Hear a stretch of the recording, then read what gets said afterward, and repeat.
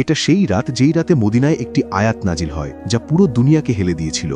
এটি কোরআনের সবচেয়ে বড় আয়াত, আর তার ভেতরে এমন রহস্য ছিল যে শয়তান আর জিনও মানতে বাধ্য রয়েছে। ভাবতো, একটা দরজার পেছনে অসংখ্য রহস্যের জগৎ আর এক অদ্ভুত পরকাল আমাদের জন্য অপেক্ষা করছে। আয়াতুল কুরসি হলো সেই দরজার চাবিকাঠি। এতে এমন এমন অসংখ্য নিদর্শন আছে যা হাজার হাজার বছর ধরে লুকানো ছিল।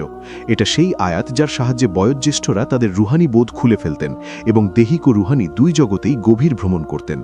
হ্যাঁ, আজ আপনি দেখবেন কেন জাদুকর, জিন আর শয়তান আয়াতুল কুরসিকে এত ভয় পায়, আর তার ভেতরে থাকা গোপন রহস্য জানবেন।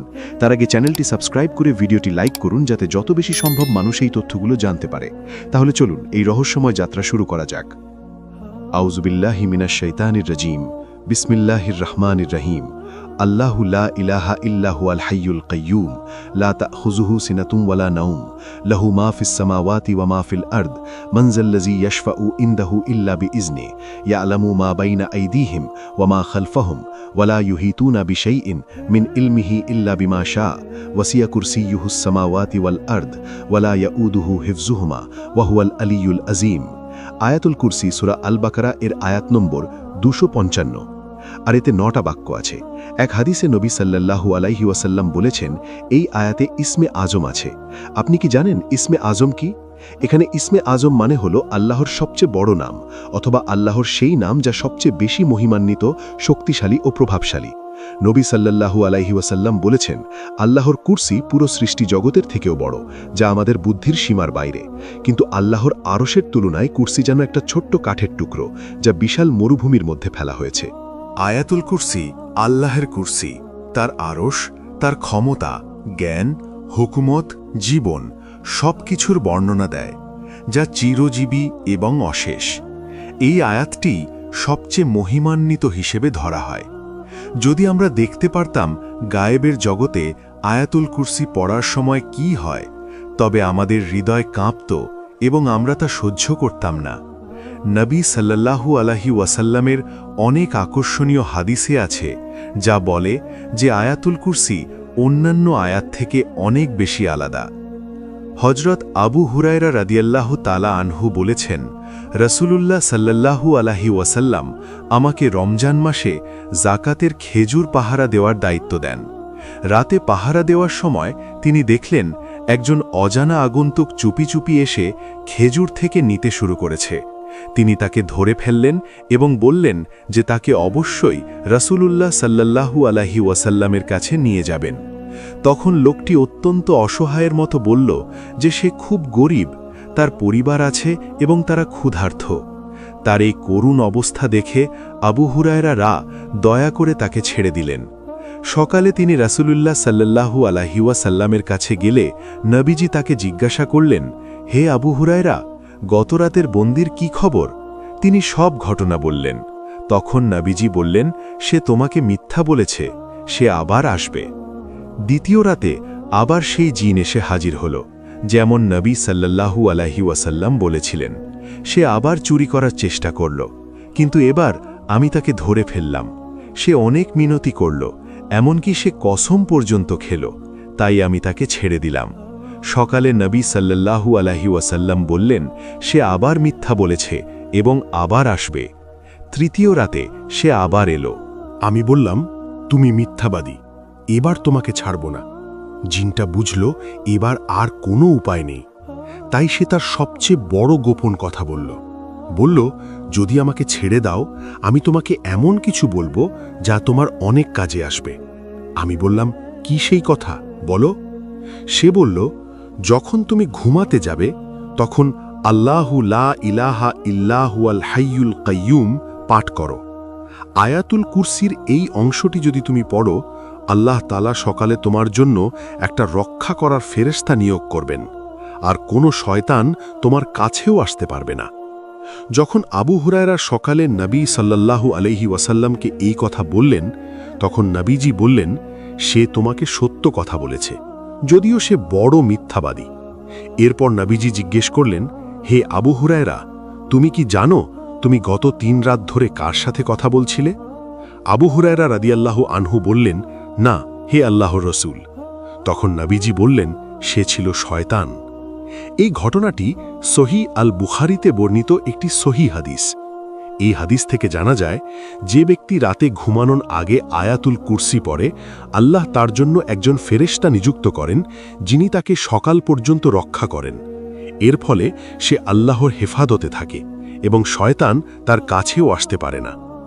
আয়াতুল কুরসি কোরআনের সূরা আল বাকারার একটি মহান আয়াত। এই আয়াতে কুরসি শব্দটি এসেছে, যার অর্থ হল সিংহাসন বা তখ্ত।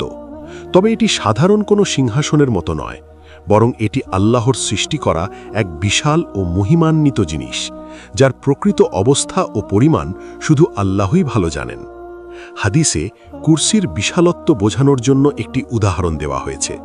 হযরত আবু যার আল গিফারি রাদিয়াল্লাহু তাআলা আনহু থেকে বর্ণিত আছে, নবীজি বলেছেন, 7 আসমান কুরসির তুলনায় এমন যেন একটি বিশাল মরুভূমির মধ্যে একটি ছোট আংটি ফেলে দেওয়া হয়েছে।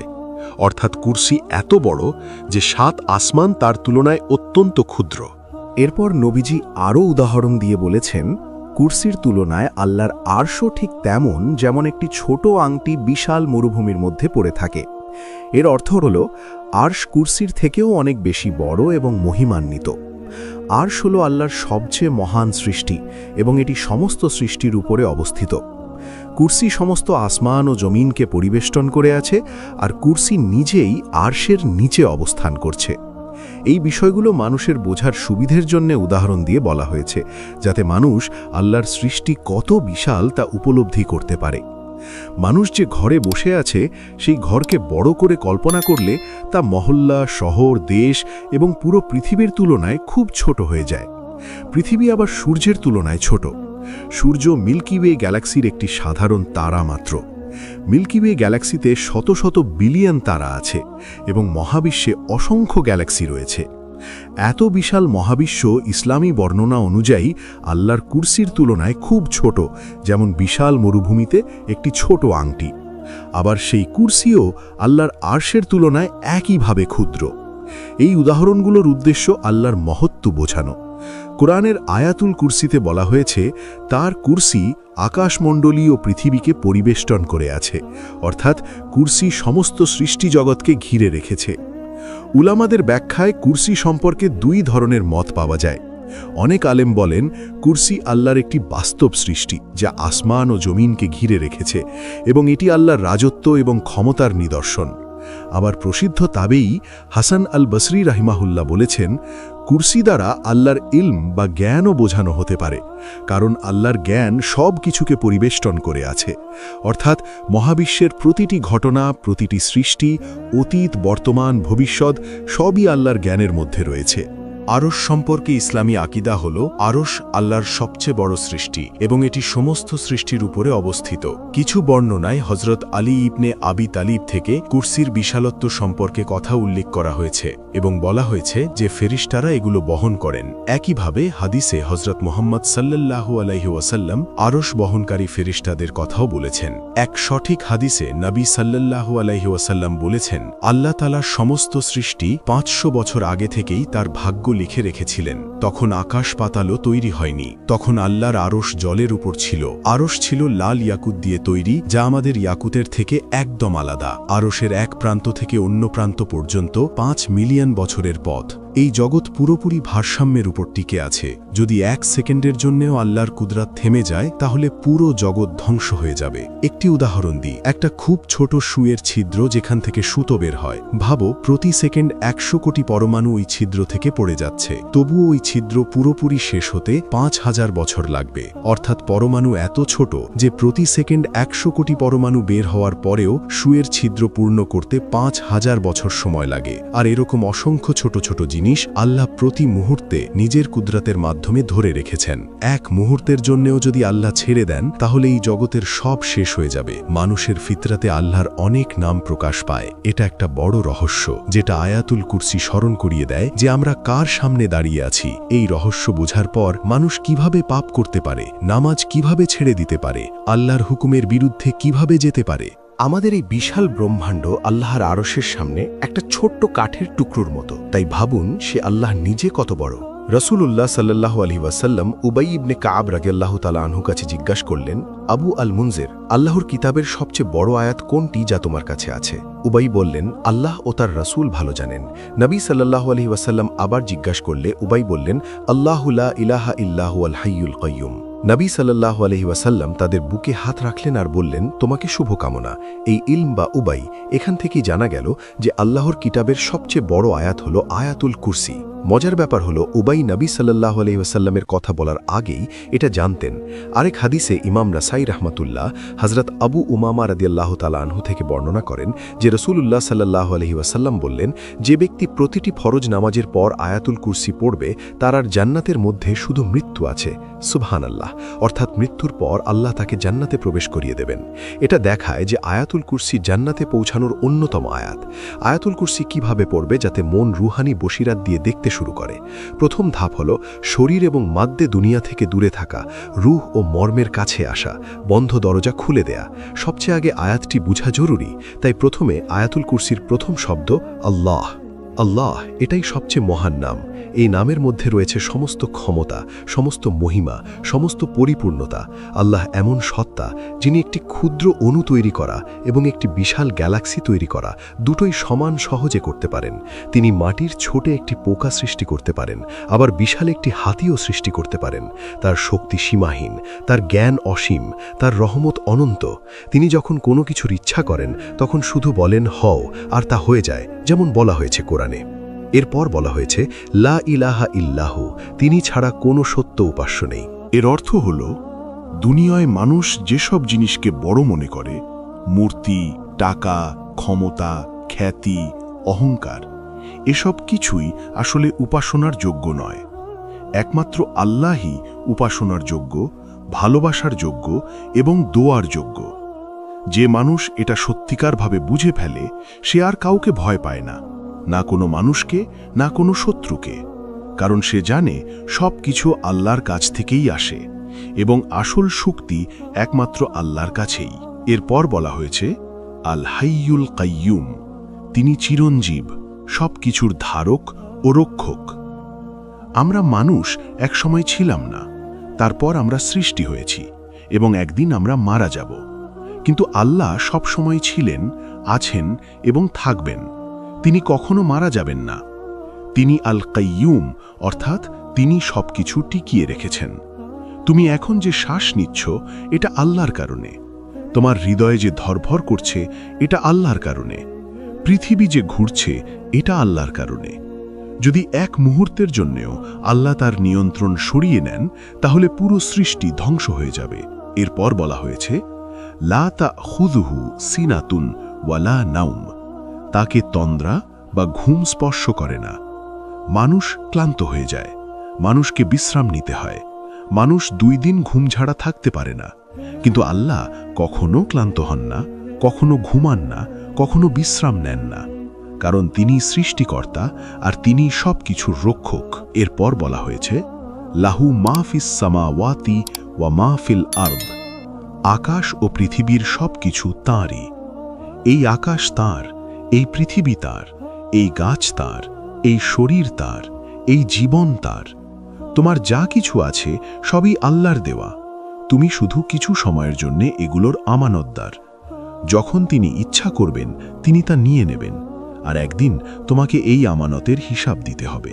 এরপর বলা হয়েছে মানজাল্লাযী ইয়াশফাহু ইনদাহু ইল্লা বিইজনিহি, তার অনুমতি ছাড়া কেউ সুপারিশ করতে পারবে না।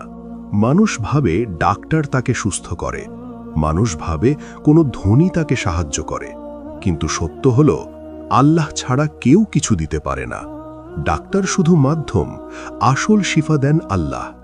মানুষ শুধু মাধ্যম, আসল রিজিক দেন আল্লাহ। জীবনও আল্লাহর দান। তাই একজন মুমিন শুধু আল্লাহর কাছেই চায়, শুধু আল্লাহর কাছেই মাথা নত করে এবং শুধু আল্লাহকেই ভয় করে। এই কারণেই আয়াতুল কুরসি হল কোরআনের সবচেয়ে মহান আয়াত। এতে আল্লাহর পরিচয়, তার ক্ষমতা, তার জ্ঞান, তার রাজত্ব সবকিছু একসাথে বর্ণনা করা হয়েছে। এখানে একটি গভীর রহস্য লুকানো আছে, একটি নাম, একটি আলো যা মানুষের হৃদয়ের দরজা খুলে দেয়, দোয়া কবুল করায় এবং মানুষকে তার রবের কাছাকাছি নিয়ে যায়। এই নামকে বলা হয় ইসমে আজম, আল্লাহর সবচেয়ে মহান নাম। যেমন লাইলাতুল কদর রমজানের মধ্যে লুকানো, তেমনি ইসমে আজমও আল্লাহর নামগুলোর মধ্যে লুকানো। এর শক্তি এমন যে এটি মানুষের দুনিয়া এবং আখেরাত উভয় জীবন বদলে দিতে পারে। শতাব্দীর পর শতাব্দী ধরে আলেম ও অলিরা এই নামের রহস্য বোঝার চেষ্টা করেছেন। ইবনে আরাবী বলেছেন, ইসমে আজম শুধু একটি শব্দ নয়, এটি আল্লাহকে জানার গভীরতার সাথে সম্পর্কিত। এটি মুখের উচ্চারণে সীমাবদ্ধ নয়, বরং একটি পবিত্র হৃদয়ের উপলব্ধি। একইভাবে ইমাম গজ্জালি বলেছেন, এই নাম দিয়ে করা দোয়া সবচেয়ে বেশি কবুল হয়, কিন্তু এর জন্য অন্তরকে পরিশুদ্ধ করা জরুরি। আল্লাহ আল হাইয়ুল কাইয়ুম, চিরঞ্জীব এবং সবকিছুর ধারক। এই মুহূর্তে আপনি যে শ্বাস নিচ্ছেন, আপনার হৃদয় যে স্পন্দিত হচ্ছে, পৃথিবী যে ঘুরছে, সবই তার নিয়ন্ত্রণে। প্রতিটি সেকেন্ডে অসংখ্য সৃষ্টি জন্ম নিচ্ছে এবং অসংখ্য সৃষ্টি শেষ হয়ে যাচ্ছে, কিন্তু আল্লাহ কখনো ক্লান্ত হন না। মহান মুফাসসির ইবনে কাসির উল্লেখ করেছেন, কিছু বিশেষ আয়াতে আল্লাহর মহান নামের ইঙ্গিত রয়েছে, যেমন আল্লাহু লা ইলাহা ইল্লা হুয়াল হাইয়ুল কাইয়ুম। এক হাদিসে বর্ণিত আছে, একজন ব্যক্তি আল্লাহর প্রশংসা ও তার একত্ব স্বীকার করে দোয়া করলে হজরত মুহাম্মদ সাল্লাল্লাহু আলাইহি ওয়াসাল্লাম বলেন, সে ইসমে আজম দিয়ে দোয়া করেছে, যে নামে দোয়া করলে আল্লাহ দান করেন এবং ডাকা হলে সাড়া দেন। আল্লাহ এমন মহান যে অন্ধকার রাতে কালো পাথরের ওপর চলা একটি ক্ষুদ্র পিঁপড়ার পদচারণাও তার অজানা নয়। মহাবিশ্বের দূরতম স্থানে একটি ক্ষুদ্র কণাও তার জ্ঞানের বাইরে নয়। যেমন কোরআনে বলা হয়েছে, তিনি সামনে পিছনের সব জানেন এবং তার কুরসি আকাশ ও পৃথিবীকে পরিবেষ্টন করে আছে, আর সেগুলোর রক্ষণাবেক্ষণ তার জন্য মোটেও কঠিন নয়। এই আয়াত মানুষকে মনে করিয়ে দেয়, মানুষ দুর্বল, সীমাবদ্ধ এবং নির্ভরশীল, কিন্তু আল্লাহ অসীম শক্তিশালী এবং সব কিছুর মালিক। তাই একজন মানুষের উচিত এই মহান রবকে ভয় করা, তার ইবাদত করা এবং তার উপরে ভরসা করা। মানুষকে নয়, সৃষ্টিকে নয়, কারণ কোনো সৃষ্টি আল্লাহর অনুমতি ছাড়া কিছুই করতে পারে না। আয়াতুল কুরসি শুধু একটি আয়াত নয়, এটি একটি সুরক্ষা, একটি শক্তি এবং একটি সম্পর্কের ঘোষণা। প্রতিদিন এটি পড়া, এর অর্থ নিয়ে চিন্তা করা এবং হৃদয়ে ধারণ করা একজন মানুষের জীবনের শান্তি, নিরাপত্তা এবং আল্লাহর নৈকট্য এনে দিতে পারে। যদি আয়াতুল কুরসি, আল্লাহর রহস্য আরও গভীরভাবে জানতে চান, তাহলে রুহির দৃষ্টি চ্যানেলটি সাবস্ক্রাইব করুন, ঘন্টা আইকন অন করুন যেন নতুন কোনো ভিডিও মিস না হয়। সাবস্ক্রাইব করুন, আপনার হৃদয় আল্লাহর আলোতে ভরে উঠুক। আজ আমরা আয়াতুল কুরসির অর্থ, এর মহত্ব এবং এর গভীরতা সম্পর্কে জানলাম।